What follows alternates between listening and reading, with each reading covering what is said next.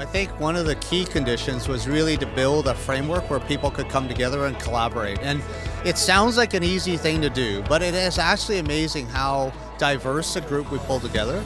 We've got companies as large as Tech and Canfor that are on the natural resources side. We've got companies like Avcorp and other companies that are in the manufacturing side.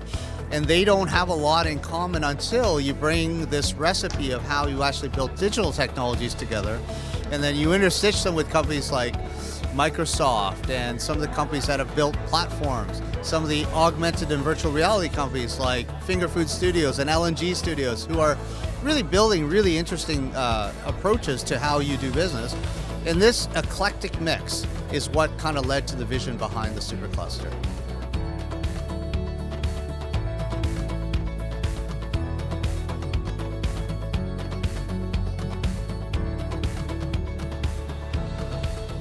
Well, we've asked all 5 superclusters to build into their planning and programming a deliberate focus on gender equity and in creating incentives for women and girls to be part of this initiative. So whether it's through training and with the multitude of post-secondary institutions, whether it's targeting women and girls in the STEM sciences, it's just there's so many different ways. And I will echo what was said earlier, that this group has particularly focused on diversity and inclusion of girls in particular and Indigenous people in their proposal, and we are very proud.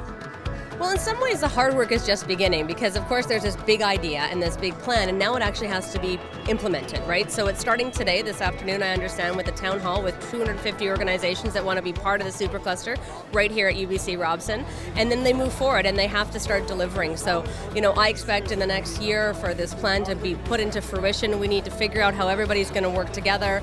We need to figure out what roles different organizations are going to play, how to draw more people and businesses into this initiative because of how exciting it is. So it's very exciting to see what this is actually, how this is going to play out. For the last almost year, we've been planning how this will operate. And if we do this right, it's going to be the biggest nation building exercise we've seen in this part of the world.